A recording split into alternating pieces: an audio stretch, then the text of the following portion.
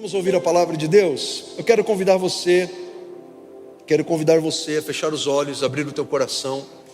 Nós vamos falar com o Senhor, vamos falar com Deus. Peça para que Jesus fale ao seu coração nesta manhã. Nós cremos num Deus, irmãos, que fala com o seu povo. Nós cremos num Deus que fala através da pregação da palavra do Senhor. Nós cremos num Deus que usa o Espírito Santo para usar homens, vidas, para levar a palavra de Deus a outras vidas. Isso é uma verdade bíblica e é uma verdade espiritual. Então é muito importante que quando você se colocar nessa posição, não a posição de estar sentado, mas nessa posição de ser um ouvinte, que você esteja comprometido, focado em ouvir a palavra do Senhor. Amém? Então, se há alguma criança com você aí, não deixe essa criança caminhar, correr pelos corredores. Mantenha a criança junto de você. Evite de travar uma conversa longa com a pessoa que está do seu lado, ok? Tudo isso para que a gente coopere com a palavra de Deus que será anunciada aqui nesta manhã. Senhor nosso Deus, nosso amado e bendito Pai, te louvamos, te agradecemos por estarmos aqui, reunidos em nome de Jesus, na comunhão do Espírito Santo. Te agradecemos pela salvação, pela vida eterna, pelo perdão dos nossos pecados. Te agradecemos porque um dia o Senhor entrou na nossa vida e o Senhor mudou o nosso destino, mudou a nossa história. O Senhor operou em nós um novo nascimento e nos fez novas pessoas, nova criação, nos tornou filhos e filhas do Senhor, escreveu o nosso nome no livro da vida, e desde então temos caminhado com o Senhor, habitando em nós pelo Espírito Santo.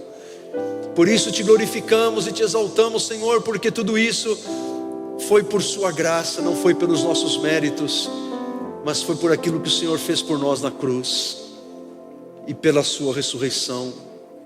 Obrigado, Jesus. Fala conosco nesta manhã. Fala com os corações que entraram aqui perturbados, cansados, aflitos, angustiados. Fala com a tua igreja, trazendo consolação, exortação e edificação pela palavra do Senhor. Fala com o teu povo, Senhor, que a palavra profética, a palavra inspirada, Senhor, esteja se movendo em nossos corações nessa manhã. É o que nós te pedimos em nome de Jesus. Amém e graças a Deus. Amém, meus queridos. Conta uma certa história de uma pequena aldeia onde vivia um rei sábio e bondoso.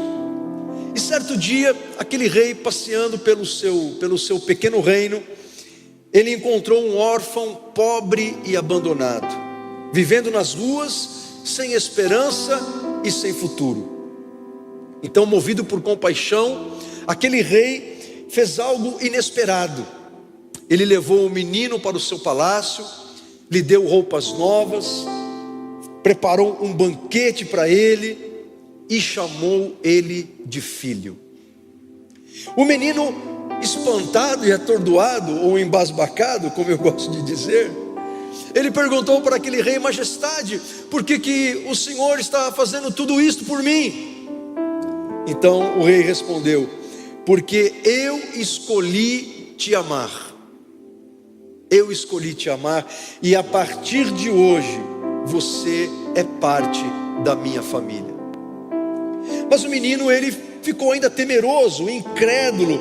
Ele temia que em algum dia aquele rei se arrependesse do que fez e mandasse ele embora, de volta para as ruas, sem esperança, sem futuro, abandonado.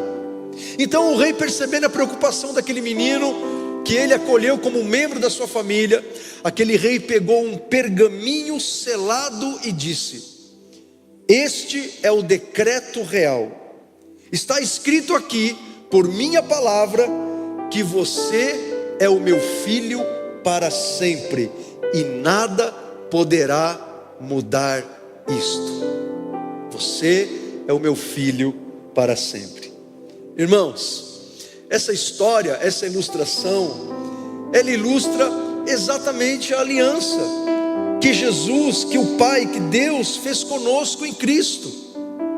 A aliança que Deus fez conosco, como nós falamos aqui na ceia do Senhor, a aliança que o Pai fez conosco, é um compromisso selado com o sangue de Jesus, o sangue vertido na cruz, um selo irrevogável e eterno. Não fomos feitos filhos de Deus pelos nossos méritos, por merecimento, mas por causa da nossa fé em Jesus e por causa da graça dele que nos salvou. Como Paulo diz em Efésios capítulo 2, somos salvos pela graça, mediante a fé. Isso não vem da gente, não vem de nós, não vem das nossas obras, para que ninguém se glorie, mas é por graça. E agora, por isso, nós pertencemos à família de Deus para sempre. Eu quero dar ênfase à aliança. Quando falamos de aliança, o que vem à sua mente? Provavelmente, quando falamos de aliança, o que vem à sua mente é o que acontece numa cerimônia de casamento. E você não está errado, você está certo. Porque numa cerimônia de casamento, naquele momento dos votos, em que eles estão trocando as suas alianças, aquele momento é o momento mais importante da cerimônia. Talvez o momento mais emocionante seja o momento em que a noiva adentra no recinto e todos se levantam, as crianças param de correr, todos querem ver a noiva. Talvez esse seja o momento mais emocionante. As tias da noiva começam a chorar, as madrinhas sujam toda a maquiagem. O momento mais emocionante, mas o momento espiritualmente mais importante, o clímax espiritual de uma cerimônia de casamento, é o momento dos votos. Eu deixo isso muito bem claro para os noivos no discipulado que nós fazemos com eles, o discipulado que antecede o casamento. Porque naquele momento em que eles estão dizendo um para o outro: eu prometo amar você, cuidar de você, ser fiel a você, até que a morte nos separe. Essas palavras significam que eles estão naquele momento fazendo uma aliança mediante promessa. De modo que esta aliança que está no nosso dedo anelar esquerdo, da mão esquerda, é apenas um símbolo desta aliança feita mediante promessa e registrada nos céus por Deus. Por isso que a gente fala para os noivos: olha, quando vocês fizerem isso, vocês têm que ter muita consciência das implicações desta aliança, porque é a vontade de Deus que ela não seja desfeita. As implicações da aliança que marido e mulher fazem mediante promessa, isso é algo muito sério. E quando a gente vai para as Escrituras, nós vemos Deus fazendo alianças. Deus fez aliança com Adão, Deus fez aliança com Noé, Deus fez aliança com Abraão, com Isaac, com Jacó, Deus fez aliança com Davi. E você vai observar que em cada uma dessas alianças, Deus ele faz promessas. Todas essas alianças que Deus fez com esses homens foram alianças feitas mediante promessas. E toda aliança que Deus faz conosco são alianças baseadas nas suas promessas divinas. Por quê? Porque aliança significa o quê? Aliança significa um testamento, significa um pacto, significa um concerto, significa um contrato, um plano, em que duas partes concordam e assinam concordemente em relação àquele pacto, aquele contrato, vamos dizer assim, né? Aquele testamento, aquele pacto, aquele concerto. Sempre haverá duas partes. Então uma aliança ou um testamento envolve o quê? Envolve o compromisso de fidelidade. Preste atenção. Uma aliança então envolve, já que é um pacto entre duas partes, envolve o compromisso de fidelidade, o compromisso de promessas, os compromissos em que cada um terá obrigações a cumprir nesta aliança. Então, resumidamente, na aliança que Deus faz conosco, primeiro, Deus é o iniciador da aliança. A aliança que nós temos com Deus não partiu de nós, partiu dele. Partiu dele. Então Deus é o iniciador da aliança. Então o que Deus faz? Ele inicia a aliança e Ele convida a cada um de nós a fazer parte desta aliança. Ele convidou a mim e a você a fazer parte dessa aliança que Ele estabeleceu através do sangue de Jesus. Então qual que é a nossa parte nessa aliança? Quando entramos nessa aliança, aceitamos e recebemos a aliança do Senhor, a nossa parte, a nossa obrigação, o nosso comprometimento nessa aliança é a obediência aos mandamentos do Senhor. Por isso que quando você diz, eu tenho aliança com Deus, eu tenho uma aliança com Jesus, quando você afirma isso, você está dizendo, olha, a minha parte na aliança é obedecer a Deus, é obedecer os seus mandamentos, é o fazer a sua vontade. Agora veja bem, eu não falei para você agora, nesse momento, que Deus fez alianças. Você que lê a Bíblia, você sabe que Deus fez aliança com Noé, Deus fez aliança com Abraão, com Isaac, com Jacó, com Davi, e todas essas alianças mediante promessa.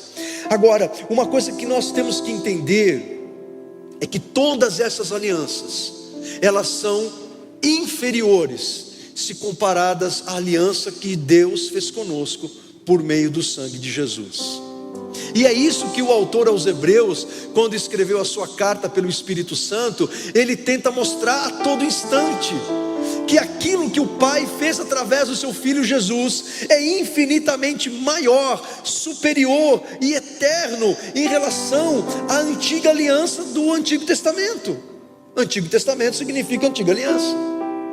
Então, a partir do sacrifício de Jesus na cruz, o Pai fez uma aliança superior, uma aliança melhor, uma aliança eterna com todo aquele que crê em Jesus como seu Senhor e Salvador pessoal. E se você ainda não fez Jesus o teu Senhor e teu Salvador pessoal, faça isso hoje, porque amanhã pode ser muito tarde, como diz a antiga canção. Na última Páscoa com os discípulos, como já li aqui nesta manhã, Jesus disse que o cálice da ceia do Senhor, que Ele instituiu para a sua igreja, era uma representação, segundo Jesus, da nova aliança, que Ele diz, no meu sangue, que é derramado em favor de vocês. Então Jesus está dizendo que quando pegamos o vinho na ceia do Senhor, aquilo é o símbolo, a representação do sangue da nova aliança, que Ele derramou na cruz por nós. Então veja que é algo poderoso e glorioso, irmãos, é isso. Deus, o Pai, Ele fez uma aliança conosco, pelo sangue do seu Filho amado Jesus. Agora quero convidar você a ler Hebreus capítulo 9. Como eu já falei aqui, essa carta aos Hebreus, ela foi escrita por um pastor, por um mestre cristão, vindo do judaísmo, que se converteu a Jesus, ao Senhor, que se converteu ao Evangelho, e ele escreveu essa carta a destinatários que também havia vindo do judaísmo, mas que estavam voltando para aquelas práticas da antiga aliança. E agora este autor, inspirado pelo Espírito Santo, ele está dizendo, olha, vocês não precisam mais fazer aquilo que a lei de Moisés ordenava, porque aquilo que Deus fez em Cristo, a aliança que Deus o Pai fez em Jesus, ela é superior, ela é melhor, ela é eterna, e ela nos desobriga a fazer aquilo que a lei de Moisés ordenava. Então ele vai dizer assim nos versículos 11 e 12 do capítulo 9: quando Cristo veio como sumo sacerdote dos benefícios agora presentes, Ele adentrou o maior e mais perfeito tabernáculo, não feito pelo homem, isto é, não pertencente a esta criação, não por meio de sangue de bodes e novilhos, mas pelo seu próprio sangue. Ele entrou no lugar santíssimo de uma vez por todas e obteve eterna redenção. O que ele está fazendo aqui, gente? Ele está fazendo uma analogia, uma comparação com os sacrifícios que eram oferecidos lá no templo em Jerusalém, falei, que aliás que ainda eram oferecidos, porque naquele tempo o templo ainda estava em pé, não havia sido destruído pelos romanos, então aquelas ofertas estavam ainda sendo oferecidas, e ele está fazendo uma analogia, uma comparação, dizendo, quando ele fala que Jesus entrou no lugar santíssimo, ele está falando espiritualmente, e ele fez isso pelo seu próprio sangue vertido na cruz. Ele continua dizendo nos versículos 13 e 14: ora, se o sangue de bodes e touros e as cinzas de uma novilha espalhadas sobre os que estavam cerimonialmente impuros os santificavam, de forma que se tornavam exteriormente puros, quanto mais o sangue de Cristo, que pelo Espírito eterno se ofereceu de forma imaculada a Deus, purifica a nossa consciência de atos que conduzem à morte, para que sirvamos ao Deus vivo. Ele está dizendo: olha, o sangue de Jesus é melhor, é mais poderoso, é mais eficaz para nos purificar, para nos santificar, para perdoar os nossos pecados, do que aquele sangue dos animais que são sacrificados no templo em Jerusalém. Porque aqueles que sacrificavam animais, por causa dos seus pecados, tinham que fazer aquilo de tempos em tempos. Mas Jesus, com um único sacrifício, Ele é capaz de nos purificar para sempre dos nossos pecados. E Ele vai dizer no versículo 15: por esta razão, Cristo é o mediador do que, irmãos? Do que?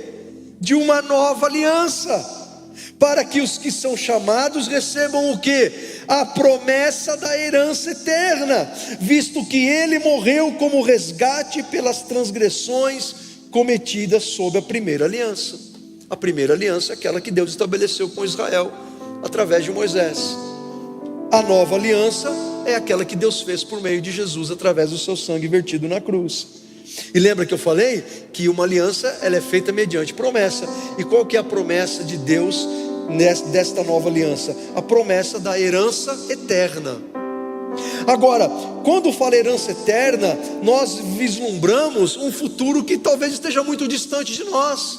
Isso não é verdade, porque essa herança eterna, que é a promessa que Deus faz da nova aliança, os benefícios dessa herança eterna, nós começamos a desfrutar agora, neste momento. E você passou a desfrutar dos benefícios da herança eterna desde aquele dia em que Jesus entrou na tua vida e o Espírito Santo veio habitar em você, quando você se converteu e nasceu de novo.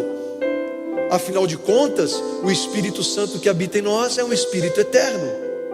A salvação que nos alcançou é uma salvação eterna. O Deus que nos abençoa e habita em nós é um Deus eterno. A aliança que Deus fez conosco, irmãos, por meio de Jesus, é uma expressão do profundo amor que Ele tem por nós. Deus amou o mundo de tal maneira, João não encontrou palavras para descrever a profundidade, a altura, a largura, o comprimento desse amor. Ele não conseguiu dimensionar esse amor. Então ele escreveu que Deus amou o mundo de tal maneira que deu seu único filho para morrer em nosso lugar, para que todo aquele que crê em Jesus não pereça, mas tenha a vida eterna. Então esta aliança, irmãos, ela é selada pelo sangue de Jesus. E esta aliança feita conosco pelo Pai, pelo sangue do seu Filho, nos oferece muitas bênçãos. E eu quero falar de 3 dessas bênçãos. Quero falar do perdão, da reconciliação e da nova vida. Vamos lá? Então, em primeiro lugar, o sangue da nova aliança nos traz perdão. Paulo vai dizer aos Efésios no capítulo 1 que nele, em Jesus, temos a redenção por meio do seu sangue, o perdão das transgressões, de acordo com as riquezas da sua graça, a qual Ele derramou sobre nós com toda a sabedoria e todo o entendimento. E o apóstolo João, na sua primeira carta, no capítulo 1, ele diz: se porém andarmos na luz, como Ele está na luz, temos comunhão uns com os outros, e o sangue de Jesus, o sangue da nova aliança, o seu Filho, nos purifica de todo o pecado. Então veja, meus irmãos, O sangue de Jesus é o meio pelo qual os nossos pecados são perdoados. Não foi por um acaso que Deus estabeleceu a antiga aliança, na qual os israelitas levavam animais para serem sacrificados, e o sangue daqueles animais eram derramados no altar, e o animal era queimado. O autor aos Hebreus vai dizer que aqueles sacrifícios da antiga aliança eram como um anúncio profético, apontavam para aquilo que Jesus no futuro ele iria fazer de uma forma perfeita. Por isso que ele diz que esses sacrifícios eram sombras dos bens vindouros, eram uma parábola. Aquilo apenas apontava de uma forma imperfeita aquilo que Jesus faria de uma forma perfeita, uma única vez, com um único sacrifício. Temos os nossos pecados perdoados. Jesus ele morreu para que pudéssemos ser purificados e restaurados em nosso relacionamento com Deus. O que significa, meus irmãos, ter os nossos pecados perdoados? Significa que agora nós podemos ter relacionamento com Deus, podemos ter relacionamento com o nosso Pai. Então, meus queridos, isso significa que nós somos aceitos por Deus, não somos rejeitados por Ele, somos aceitos por Deus. E a aceitação de Deus por nós, ela não está baseada no nosso desempenho, mas no sacrifício de Jesus. É por isso que os nossos pecados são perdoados, porque Ele morreu por nós. Ele levou sobre si os nossos pecados e as nossas transgressões. Ter os nossos pecados perdoados significa que Ele ofereceu para nós um novo começo. Você se lembra do dia em que você se converteu? Você se lembra do dia em que você aceitou a Cristo como teu Salvador? Todo crente devia se lembrar do dia em que Jesus entrou na vida dele. Eu me lembro desse dia. O dia em que você nasceu de novo, o dia em que Jesus entrou na tua vida, o Pai, Ele te perdoou, porque você creu em Jesus, porque você se arrependeu dos seus pecados, confessou Jesus como Senhor da tua vida, creu que Jesus era o teu Salvador, que Ele ressuscitou dentre os mortos. Então naquele momento, o Pai, pelo Espírito Santo e pela palavra, Ele operou um novo nascimento em você, e Ele perdoou os seus pecados. Ali Ele estava te dando um novo começo. O dia em que você se converteu, você tem que entender isso. Você estava indo por um caminho, por uma rota, e Deus colocou você num novo caminho. Um caminho de esperança, um caminho de vitória, um caminho de paz, um caminho de vida com Deus. Eu não estou falando de um caminho sem problemas, eu não estou falando de um caminho sem desafios, até porque Jesus ele disse: no mundo vocês terão aflições, mas tem de bom ânimo, porque eu venci o mundo. Amém ou não amém? Por isso, meu querido, se você entregou a tua vida para Jesus, preste atenção no que eu vou dizer. Se você entregou a tua vida para Cristo, e ainda um pecado te atormenta, um pecado do teu passado, algo que você fez lá no teu passado, quando você não conhecia Jesus, se este pecado, aquilo que você fez ainda te persegue, como um fantasma que aparece para te atormentar, meu querido, você tem que crer no perdão de Deus. Você tem que crer que Jesus te perdoou, e o diabo não pode mais te acusar, porque o sangue de Jesus, o sangue da nova aliança, te purifica de todo pecado. O diabo não pode te acusar mais, a tua consciência não pode te acusar mais, ninguém pode te acusar mais, porque os seus pecados foram lavados e limpos pelo sangue da nova aliança. Ninguém mais pode te acusar, nem você mesmo. Creia no perdão de Deus. O problema é que tem muita gente que não perdoa a si mesma. Ela crê que Deus perdoou, mas ela não se perdoa. Então, qual que é a base do seu auto-perdão? A base do seu auto-perdão é o perdão que Deus te dá. Porque se Deus que é mais santo que você, se Deus que é mais puro que você, se Deus que é um Deus perfeito e você imperfeito, Ele te perdoa, porque você, que é muito menor do que Deus, não se perdoará. Receba o perdão de Deus, seja livre. Você não precisa carregar esse fardo pesado na alma, no coração, na sua memória.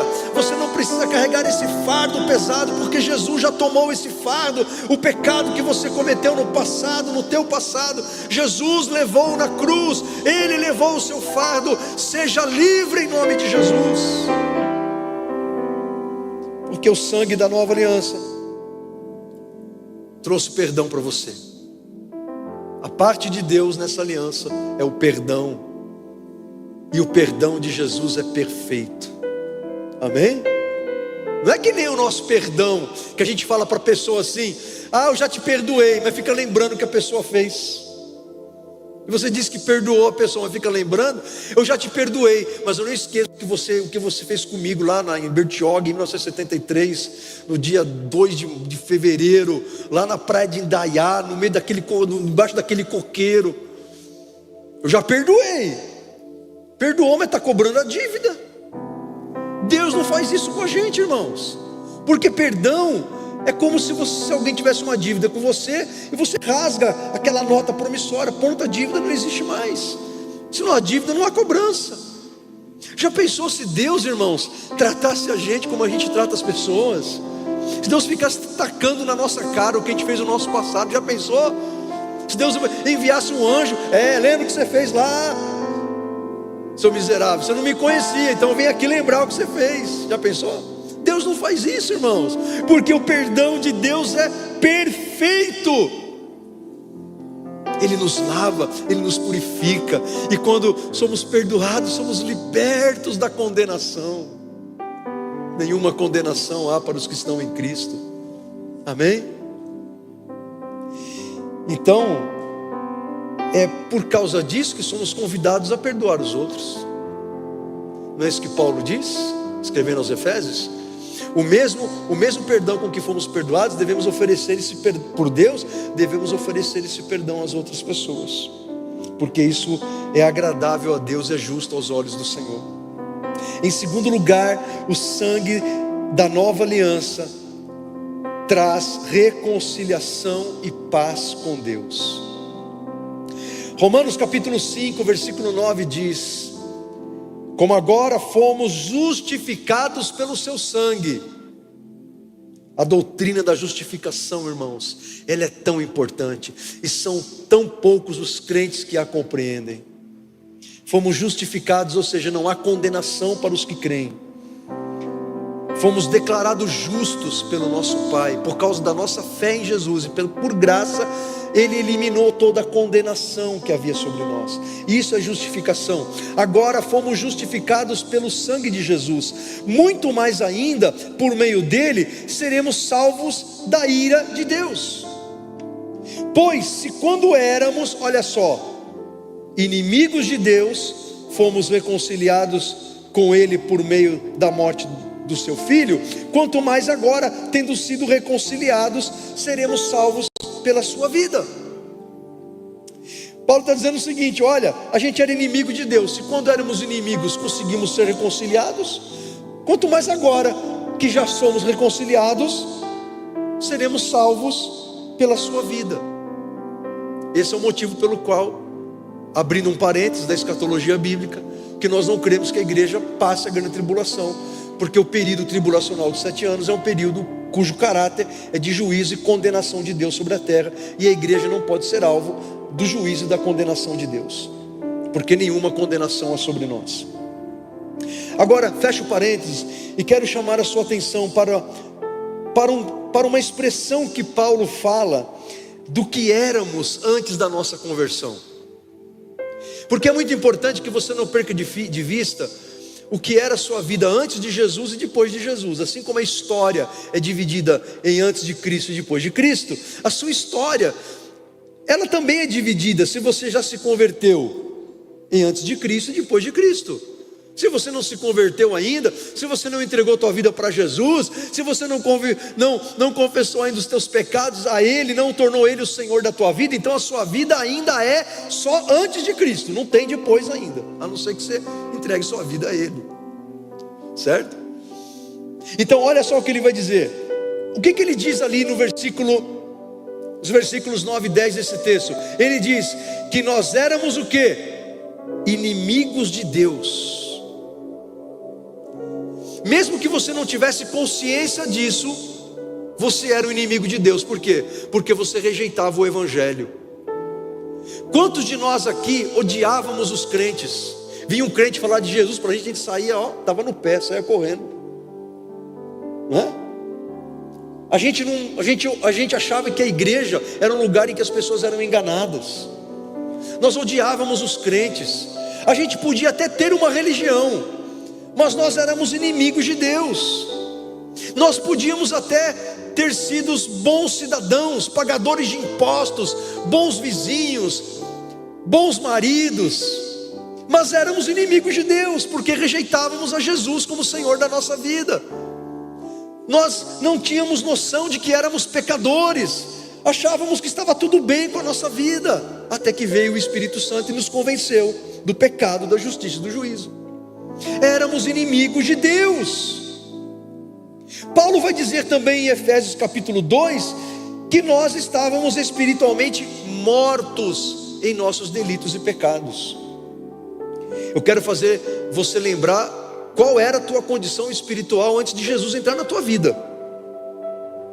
Porque não tem cabimento alguém dizer que entregou a vida para Jesus e ele enxergar a vida dele a mesma coisa, o que era antes e o que era depois. Então essa pessoa não se converteu, ela tomou um banho de piscina, se tornou um frequentador de igreja, não se tornou um cristão de verdade, um crente nascido de novo.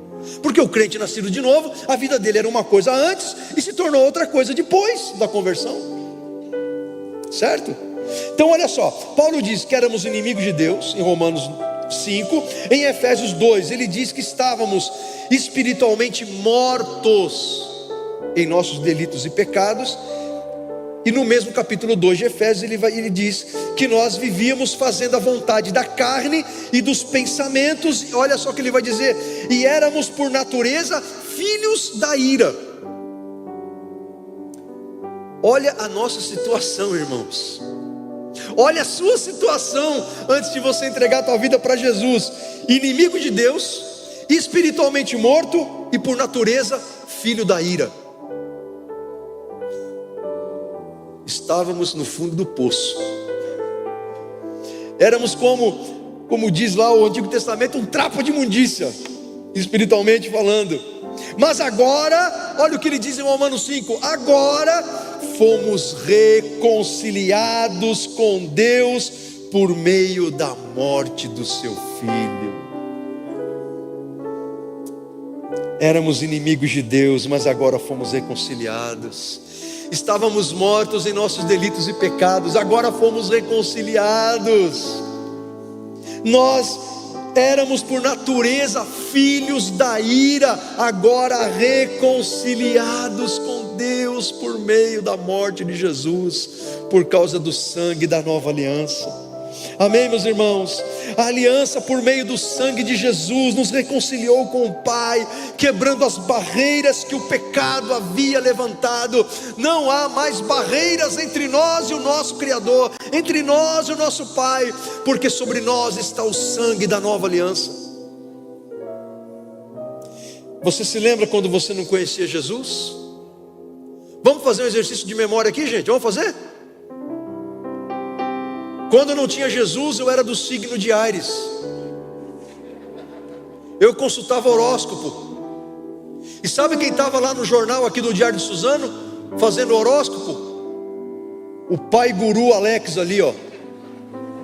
Ele trabalhou uma época no Diário de Suzano, o pastor Alex. E ele, outro rapaz que fazia o horóscopo. E o trouxa aqui acreditava que aquilo tinha alguma revelação. Então veja só, havia uma ignorância espiritual na gente. Quantos de vocês, irmãos, na quarta-feira ia no centro receber paz? Na sexta-feira você fazia um trabalho na encruzilhada. No domingo você ia na missa. Na terça-feira você ia na benzedeira. Quantos de nós aqui, as pessoas entravam na tua casa, tinha lá um elefante com a poupança virada para a porta para trazer sorte, um monte de bruxinha ali, uma ferradura atrás da porta. Chegava uma visita indesejada, você botava uma vassoura de ponta cabeça para a pessoa ir embora logo. Você fazia simpatia. Quem aqui fazia simpatia? Minha mãe fez muita simpatia, gente. Minha mãe não conhecia Jesus, dona Edna, e eu odiava aquela simpatia. Teve uma simpatia que ela fez uma vez, irmão, que até hoje eu não sei o que é. Ela falou assim: come. Imagine umas 200 gramas de grafite moído. Abriu o pão, passou manteiga, tacou dentro e falou: come. Até hoje, irmãos, eu não sei o que é aquilo. Ignorância espiritual, cegueira espiritual, gente. Só que a simpatia, para dar certo, você vai lembrar, a pessoa que era o alvo da simpatia não podia saber. Não tinha esse negócio aí? Eu lembrei disso agora. Minha mãe botava os negócios debaixo da cama, debaixo do travesseiro, mas eu não podia saber, porque se soubesse, o encanto era quebrado. Irmãos, tudo isso era do diabo, das trevas. Porque quando a gente não conhecia Cristo, a gente atirava para tudo quanto é lado. Eu era de Áries, agora o meu signo é do leão da tribo de Judá, com ascendente Cordeiro de Deus, que tira o pecado do mundo. Porque não precisamos ser guiados pelas estrelas, somos guiados por aquele que criou as estrelas. Porque o Criador é maior que a criatura. Quando você não conhecia Jesus, você precisava de intermediários humanos para ser abençoado por Deus. Você precisava de um padre que perdoasse os seus pecados. Você precisava de um sacerdote humano que ordenasse a bênção sobre você. Você pecava, você precisava de um padre para dizer: olha, eu te absolvo do seu pecado. Reze 10 Ave Maria, 50 Pai Nosso, ajoelhado no milho, que aí a tua penitência vai libertar você do pecado. Então o padre, ele era aquele sacerdote, o representante de Deus, que absolvia você. Mas acontece que a Bíblia diz que o nosso sacerdote não é um ser humano na terra. O nosso sacerdote é Jesus, e Ele está à direita de Deus Pai, o Todo-Poderoso, intercedendo por nós 24 horas por dia. E quando pecamos, irmãos, se confessarmos os nossos pecados diretamente a Ele, não a um ser humano como nós, pecador, mas a Ele, o nosso sumo sacerdote, Ele nos perdoará e nos purificará de toda injustiça.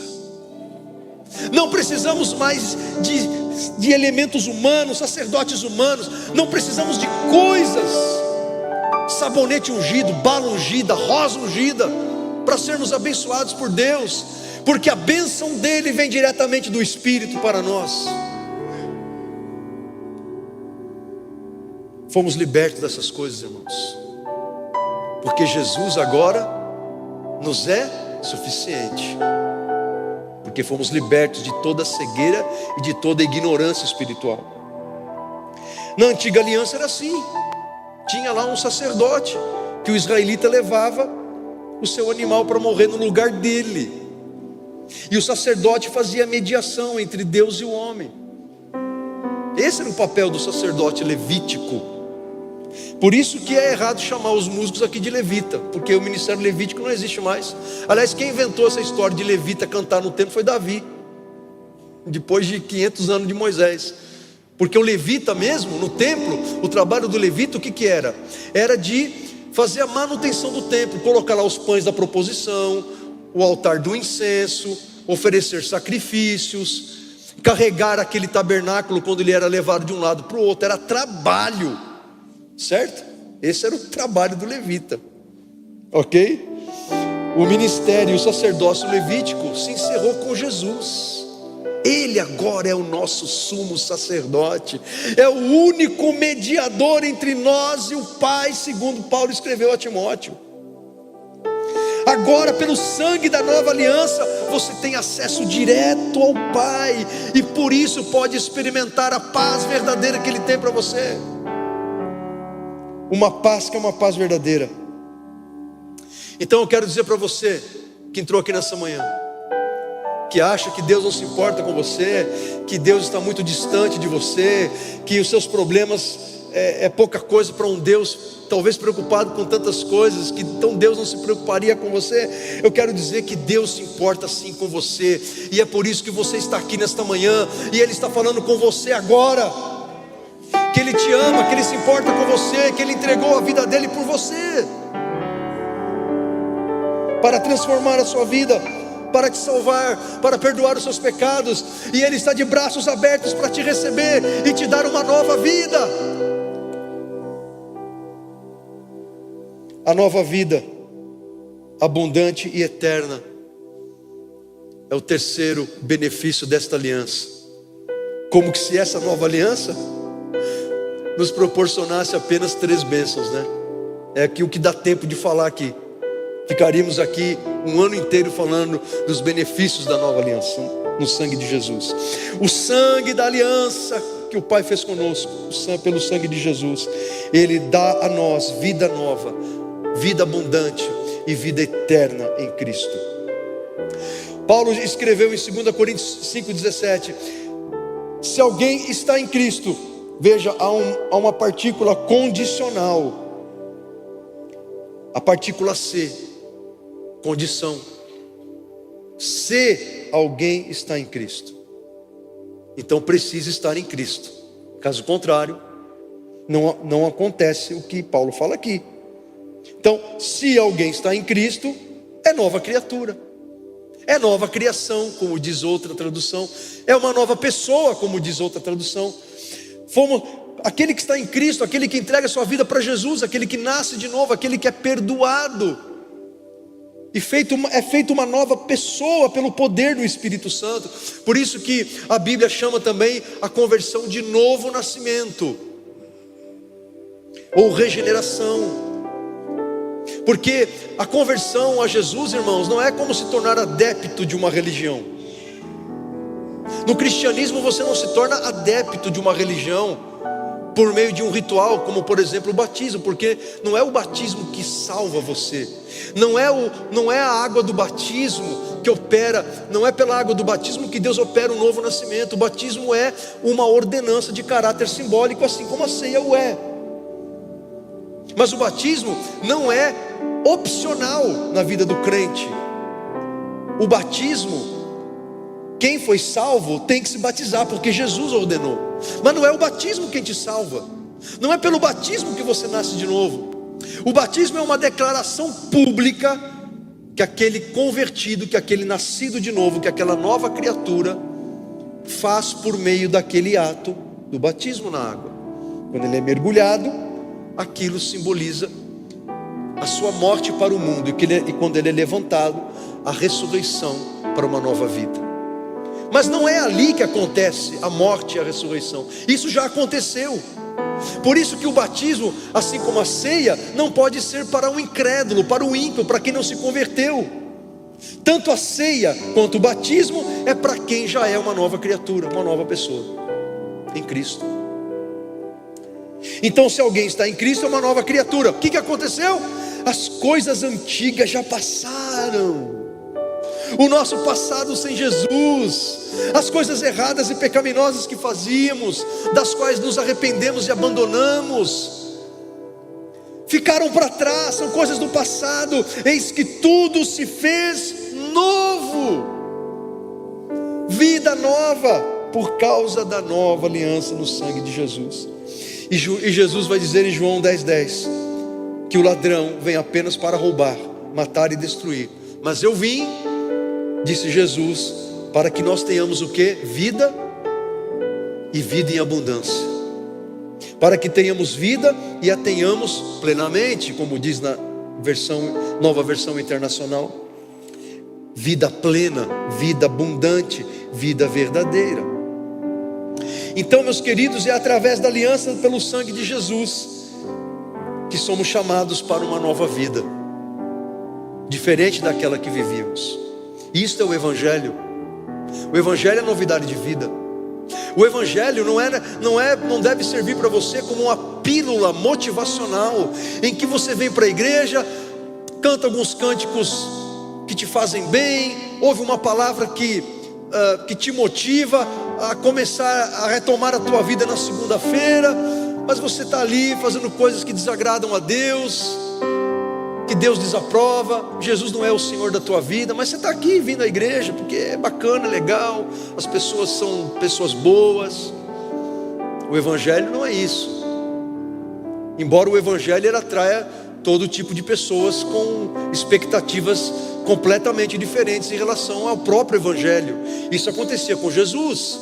Jesus atraiu uma multidão que tinha expectativas totalmente erradas a respeito dele, e a respeito das coisas que ele fazia, e a respeito das coisas que ele falava. Os fariseus tinham expectativas erradas a respeito de Jesus, até os discípulos tinham expectativas erradas a respeito de Jesus. Por isso que Judas o traiu, por causa de expectativas erradas a respeito daquilo que Jesus queria para a vida dele. Então, meus queridos, o Evangelho é mudança de vida. É mudança de vida. E mudança diária. Porque quando nascemos de novo, não nos tornamos pessoas perfeitas. Nos tornamos pecadores arrependidos e recriados espiritualmente pelo nosso Deus. Uma nova mente, uma nova disposição é colocado dentro de nós pelo Espírito Santo. Agora pensamos diferente, falamos diferente, agimos diferente. Nascemos de novo, mas não somos perfeitos. Vamos errar, vamos pecar, mas agora somos pecadores arrependidos. Então essa novidade de vida, ela tem que se renovar a cada dia, certo? Então através da aliança pelo sangue de Jesus, somos chamados para essa nova vida. Então essa nova vida é para agora, é para esse momento, é para hoje. Não é para um futuro distante. Não é para a Nova Jerusalém que Jesus foi preparar para nós, e eu creio que ela já está preparada. Essa nova vida começa aqui e agora. Essa nova vida, a nova vida é uma parte. A vida abundante é uma parte que Deus cumpre na nossa vida, na aliança que Ele fez conosco. E essa vida nova e abundante, ela se manifesta em nós de muitas formas, de muitas maneiras. Vida nova e abundante, porque Ele nos deu o seu Espírito Santo, no conceder o seu Espírito Santo a nós. 1 João 4,13, Deus nos deu o seu Espírito Santo, como prova de que permanecemos nele e Ele em nós. Vida nova e abundante, quando superamos as fraquezas da nossa alma, das nossas emoções. Romanos 8,26 diz que o Espírito Santo nos ajuda em nossa fraqueza, porque não sabemos orar como convém. Vida nova e abundante, porque Ele nos dá poder para vencer a força do pecado que ainda está em nós. Romanos 6,14, o pecado não deve ter domínio sobre vocês, porque vocês não estão debaixo da lei, mas debaixo da graça. Vida nova e abundante, porque nos dá força para desfazermos os temores do nosso coração humano. Jesus prometeu em João 14,27, deixo com vocês a paz, a minha paz dou a vocês, não a dou como o mundo a dá, não se turbe o coração de vocês, nem tenham medo. Vida nova e abundante no suprimento de todas as nossas necessidades. Mateus 6,33, buscai, pois, em primeiro lugar o reino de Deus e a sua justiça, e todas estas coisas que necessitamos nos serão acrescentadas. Vida nova e abundante no poder que o Pai nos concede para vencermos as forças demoníacas, as forças do mal, e para abençoarmos outras vidas. Marcos 16, Jesus diz, esses sinais acompanharão os que crerem, em meu nome expulsarão demônios, falarão novas línguas, pegarão em serpentes, se beberem algum veneno mortal não lhes fará mal algum, imporão as mãos sobre os enfermos e estes ficarão curados. Vida nova e abundante ao ser Jesus capaz de fazer, segundo Paulo diz em Efésios capítulo 3, capaz de fazer infinitamente mais, tudo que você pede em oração, tudo que você pensa na tua mente, segundo o poder dele que atua em você, ele pode fazer infinitamente mais aquilo que você pensa e pede para ele. Vida nova e abundante para a sua casa, para a sua família, para o seu lar. Salmo 128, bem-aventurado aquele que teme ao Senhor e anda nos seus caminhos. Do trabalho de tuas mãos comerás, feliz serás e tudo te irá bem. Tua esposa no interior da tua casa será como a videira frutífera, teus filhos como rebentos da oliveira à roda da tua mesa. Eis como será abençoado o homem que teme ao Senhor. Vida nova e abundante. Agora preste atenção. Tudo isso que eu citei, todas essas partes das escrituras sagradas, é a vida nova e abundante que Deus nos dá, é a parte dele na aliança, mas nós também temos uma parte a cumprir nessa nova vida. Essa nova vida exige de nós um comprometimento com esta nova vida. Por isso que Paulo vai dizer lá no capítulo 6 de Romanos, ele diz assim: andemos nós em novidade de vida, não sirvamos o pecado como escravos, se considerem de fato mortos para o pecado, mas vivos para Deus. Ok, Deus nos deu nova vida, o Espírito Santo habita em nós, Ele operou em nós um novo nascimento, Ele implantou uma nova mente, uma nova disposição mental na nossa vida, enxergamos e vemos a vida de um jeito diferente. Agora temos que estar comprometidos com aquilo que Deus operou em nós como milagre da salvação, o milagre do novo nascimento. Nós temos que andar em conformidade com a salvação que Deus operou em nós. Veja, são coisas que nós temos que fazer, não são coisas que Deus fará no nosso lugar, é nós que temos que fazer. Andar em novidade de vida, não servir o pecado como escravos, nos considerar mortos para o pecado e vivos para Deus. Amém? Devemos viver estas coisas como o propósito de Deus para nós. Estamos vivendo essa nova vida de uma maneira plena, ou apenas queremos que Deus faça parte dele? Estamos fazendo a nossa parte? Estamos comprometidos com a nossa parte da aliança, dessa nova vida que Ele nos deu? Então, meus queridos irmãos, a aliança feita pelo sangue de Jesus nos oferece perdão, nos oferece reconciliação e paz com o Pai, com Deus, e nos oferece uma vida nova, eterna e abundante. Então somos chamados a viver na parte que cabe a nós nesta aliança, em resposta a tudo isso que Deus nos concede na aliança que Ele fez conosco. Amém, meus queridos? Quero convidar você a fechar os teus olhos, e quero convidar você a refletir sobre essas bênçãos com as quais Deus nos abençoa pela aliança que Ele fez conosco, através do sangue de Jesus. Quantos aqui precisam se sentir perdoados por Deus? Quantos aqui precisam pedir perdão, arrepender-se e receber o perdão de Deus? Quantos aqui precisam se reconciliar com o Pai? Quantos aqui precisam se comprometer com essa vida nova, eterna e abundante que Jesus conquistou para nós? Quantos aqui precisam olhar para essa aliança e serem despertados para a sua parte nesta aliança? Porque Deus tem cumprido a parte dele na aliança. O Pai não tem falhado, o Pai tem sido fiel. Aliás, Deus, Ele nunca quebra a aliança que Ele faz com o seu povo, com seus filhos.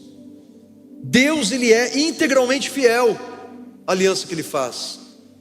Deus não falha, Deus não retrocede, Deus não anula a aliança, Deus está comprometido com ela. Mas nós precisamos fazer a nossa parte, irmãos. Nós precisamos estar comprometidos com esta aliança feita conosco pelo sangue de Jesus. Quero convidar você a ficar em pé e nós vamos orar a Deus. Nós vamos orar ao Senhor, amém? Eu quero fazer 2 apelos aqui nesta manhã. O primeiro apelo, você vai aceitar este apelo do Senhor, aí mesmo onde você está, sem sair do seu lugar. É você e Jesus, é você e Deus aí. Se você precisa dizer para Ele alguma coisa referente ao não cumprimento da sua parte nessa aliança, então essa é a oportunidade que você tem. Senhor, estou falhando na minha parte da aliança. Se você já é um filho de Deus, uma filha de Deus, nascido de novo, se você já é uma nova criatura, mas você tem falhado em alguns aspectos da sua parte nessa aliança, é o momento de você se acertar com Deus aí, pedir perdão, retomar o rumo que Deus tem para você. E se você entrou aqui nessa noite, você nem se converteu ainda, você nem foi alvo das bênçãos dessa aliança, porque você ainda não entregou tua vida para Jesus. Este é o momento, esta é a hora de você entregar a tua vida para Cristo e tornar Jesus o Senhor da tua vida. Aí sim você vai entrar numa aliança com Deus. Se você confessar os teus pecados com os teus lábios e crer no coração que Ele morreu por você e ressuscitou ao terceiro dia, aí sim Deus fará uma aliança com você. Você entrará em aliança com o Pai pelo sangue do seu Filho. Os seus pecados serão perdoados e a partir de hoje você será uma nova pessoa. Deus começará a escrever uma nova história na tua história, uma nova história na tua vida.